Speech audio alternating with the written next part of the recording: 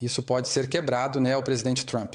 Quer acabar com a guerra. Não liga para quem recebe o crédito, não se importa com quem foi o primeiro. Ele quer que a guerra acabe. Isso é, ele explicou isso em seu discurso algumas noites atrás, quando falou sobre o fato de que nós, sabe, ele espera viver em um mundo onde estamos construindo, não destruindo. E então é isso que ele está tentando fazer aqui, alcançar a paz. No final, todos nós temos que lembrar que esse é o objetivo aqui. O objetivo aqui não é reivindicar vitória de um lado sobre o outro, ou se vangloriar de quem superou quem. O objetivo aqui é acabar com um conflito onde pessoas comuns estão morrendo todos os dias. E quanto mais tempo demorar para acabar essa guerra, mais pessoas vão morrer.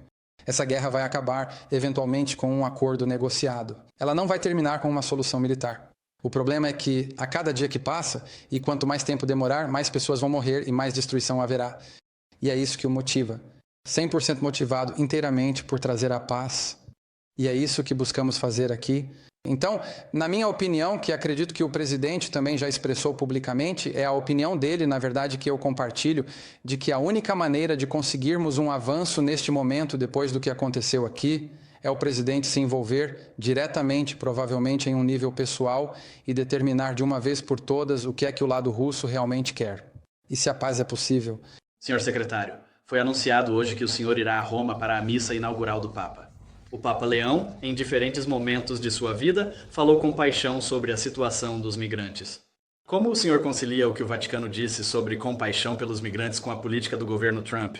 Bem, antes de tudo, o Papa não é uma figura política. Eu sei que ele é tratado como tal, mas eles não são. Eles são o líder terreno, o chefe terreno da Igreja Católica Romana. E a Igreja tem ensinamentos fortes de doutrina social e eu acho que não há incompatibilidade. Nós também somos compassivos com os migrantes. Eu diria que não há nada de compassivo na migração em massa. Não há nada de compassivo em fronteiras abertas que permitem que pessoas sejam traficadas para cá. Não há nada de compassivo, nem para o povo americano, em inundar nosso país com indivíduos que são criminosos e que atacam nossas comunidades. Não há nada de compassivo em nada disso. Mas eu aconselharia a todos vocês e a todos a não... Eu entendo que existe essa tentação de cobrir o papado como se fosse um cargo político. Não é um cargo político, é um cargo espiritual. E é um que possui ensinamentos sociais que estão alinhados com a fé e com o Evangelho.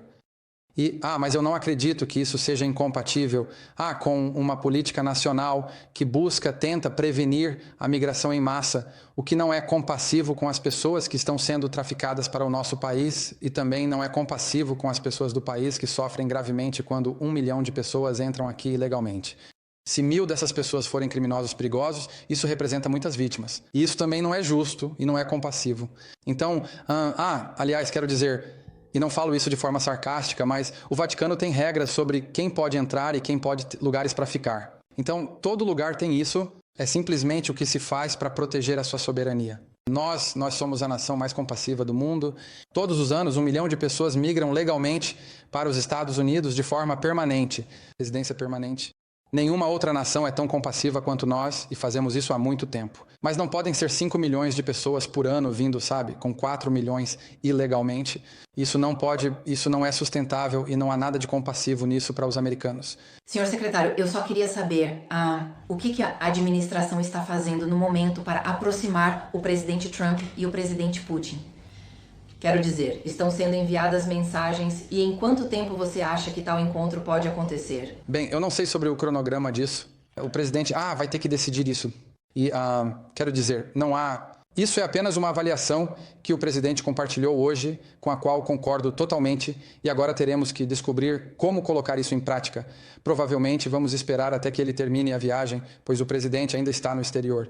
Vamos ver o que acontece amanhã, e então essas decisões serão tomadas sobre o cronograma e quando e onde essas reuniões aconteceriam. Posso perguntar sobre a Síria? Senhor secretário, sobre os EUA. Qual é a sua resposta para aqueles críticos que questionariam a posição dos EUA sobre essa... Você sabe, a política, de não haver discussões sobre a Ucrânia, etc. Isso representa um afastamento da sua posição de longa data. Há críticos dos EUAs e da paz. Queremos que a guerra acabe. Nós não. Nós queremos que a guerra acabe. Queremos salvar vidas. Queremos parar com as mortes, os ferimentos e a destruição. Esse é o nosso objetivo. Eu continuo sem entender por que alguém seria crítico em relação a esforços para alcançar a paz, que é o que estamos tentando fazer aqui. E o presidente sente que tem uma oportunidade única, potencialmente, de ser um catalisador para isso. Ele vai tentar fazer isso. Então, no fim das contas, sabe, né, isso... Eu acho que o que deveria ser celebrado é que temos um presidente americano, o líder da nação mais poderosa da Terra, que está tentando ser um pacificador, não um fomentador de guerra. E isso é algo que eu considero louvável, não algo que deva ser alvo de críticas. Então, nosso objetivo aqui é alcançar a paz. Se isso começa com um cessar-fogo de 30 dias ou de um dia, ou um acordo final que seja todo negociado em um único dia, o processo para nós é menos importante do que o resultado. E o resultado precisa ser não apenas a paz, mas uma paz sustentável, uma paz duradoura. Esse é o nosso objetivo. É isso que vamos tentar continuar alcançando de todas as formas possíveis. Sobre isso, só nesse mesmo tema, sobre paz e Gaza, e eu sei que o presidente também falou sobre isso ontem. No terreno, quero dizer, há mais de 100 palestinos mortos hoje, 80 ontem, 2 ataques a hospitais. Tivemos Tom Fletcher, o chefe humanitário da ONU, pedindo ao Conselho de Segurança que impeça, em suas palavras, um genocídio. Enquanto isso, as famílias de muitos reféns estão acusando o governo Netanyahu de tentar prolongar a guerra por motivos políticos. Qual é o seu envolvimento com o governo israelense neste momento? Você apoia 100% a natureza da ação militar? E qual é, basicamente, a sua posição sobre, assim como fez com Eden Alexander, falar diretamente com o Hamas para conseguir a liberdade? Bem, deixe-me dizer que falei com o primeiro-ministro hoje, de Israel. Eu sei que o presidente esteve em contato com ele no início desta semana. O presidente falou sobre isso em um discurso outro dia, que o povo de Gaza merece um futuro melhor do que o que teve sob o Hamas. Acreditamos que a eliminação do Hamas é o que traz a paz. Estamos preocupados com a situação humanitária lá. Tanto os israelenses, com o apoio e respaldo dos americanos, ofereceram um plano para entregar ajuda que não seja desviada ou roubada pelo Hamas. Eu ouvi críticas a esse plano. Estamos abertos a uma alternativa, se alguém tiver uma melhor, mas tem que ser. Somos a favor de toda a ajuda possível, desde que o Hamas não consiga roubá-la do povo. Mas eu não acho, eu acho que todos nós adoraríamos ver um fim duradouro para esse conflito, que, aliás, terminaria imediatamente se o Hamas se rendesse. Eles são um grupo terrorista, eles são um grupo que sequestrou, estuprou, assassinou pessoas inocentes que não tinham nada a ver com a guerra. E enquanto eles existirem e estiverem por aí, você não vai ter paz.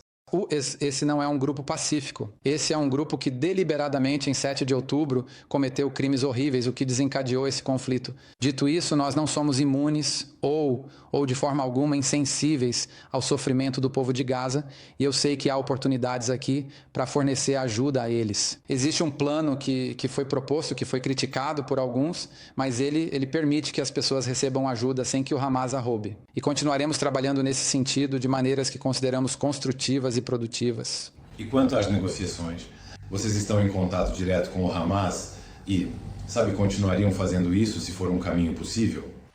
Bem, acho que qualquer um que lhe disser isso, que obviamente há mensagens sendo transmitidas por intermediários no caso do Hamas, há obviamente um grupo externo do Hamas e também um grupo interno do Hamas.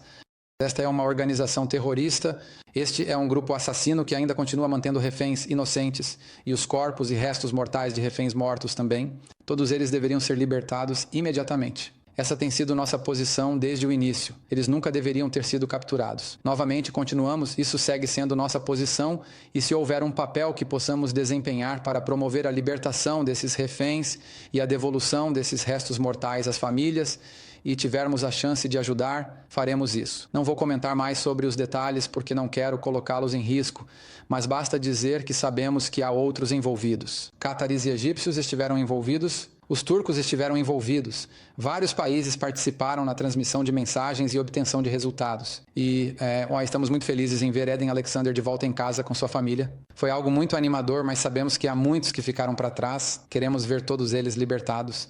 Senhor secretário, sobre a Síria, o senhor se reuniu com a delegação hoje. Você pode nos contar suas impressões e também se obteve alguma garantia em relação a alguns dos pedidos que fez, incluindo pedir que todos os combatentes estrangeiros deixem o país? Sim.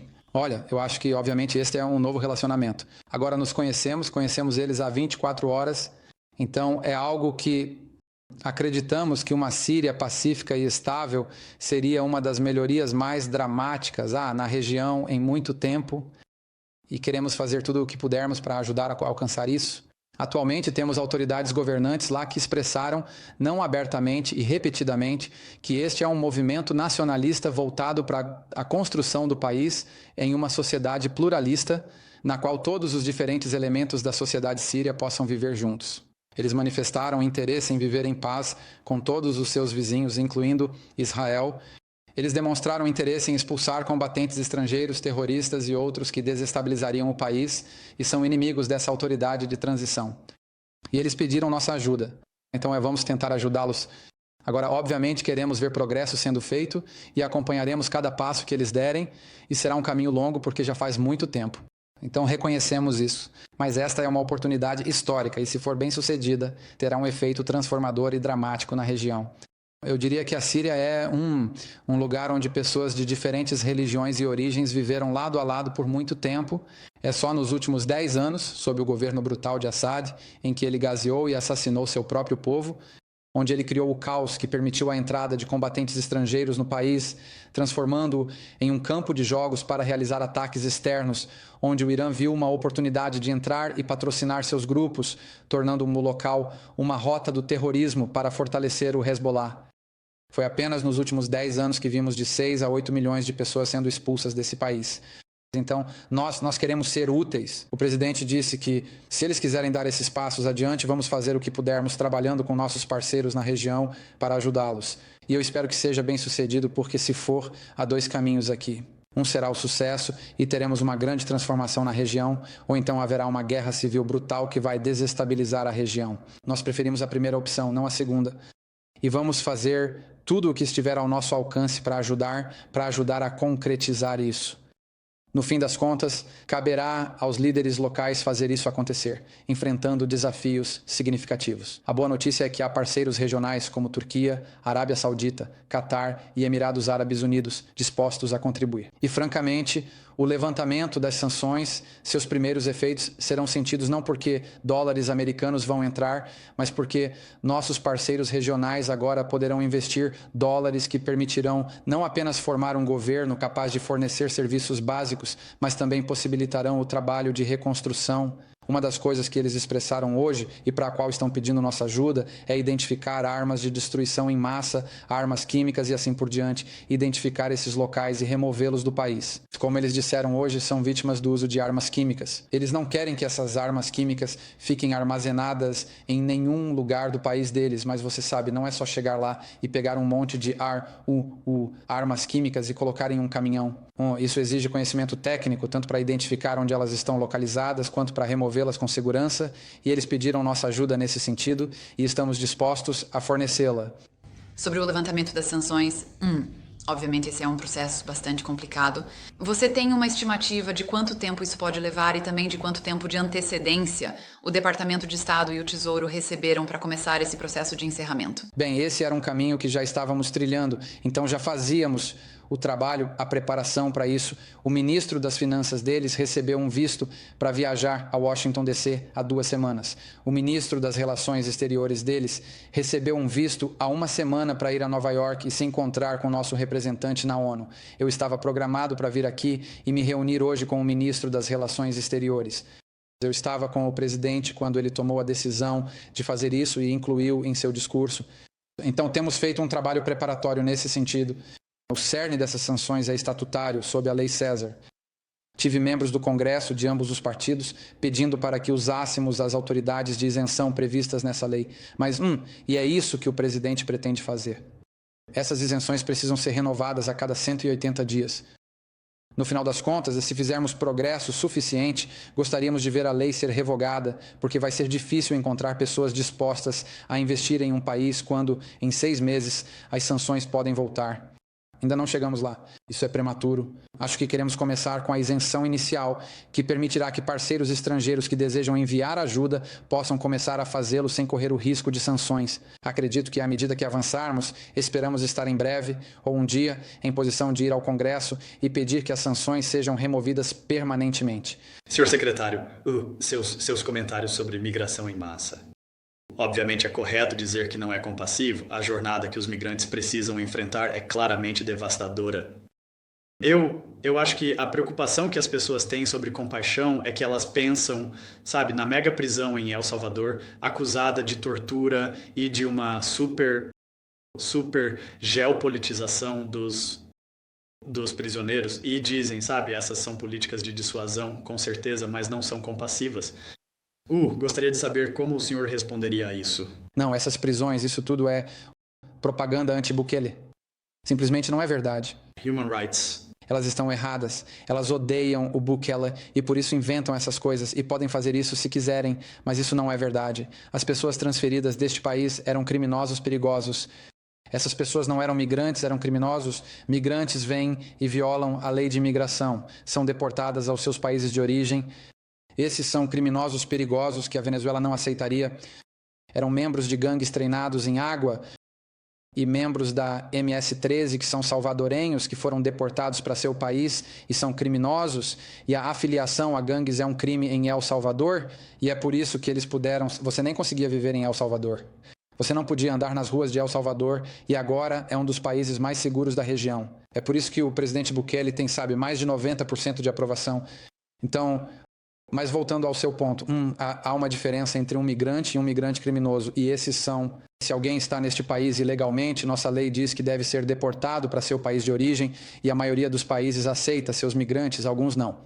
Se for um migrante criminoso, será deportado idealmente para o país de origem, mas no caso dos criminosos venezuelanos, o regime venezuelano não os aceitou. Então tivemos que encontrar outro lugar para enviá-los. Eles não vão ser parte do nosso sistema prisional.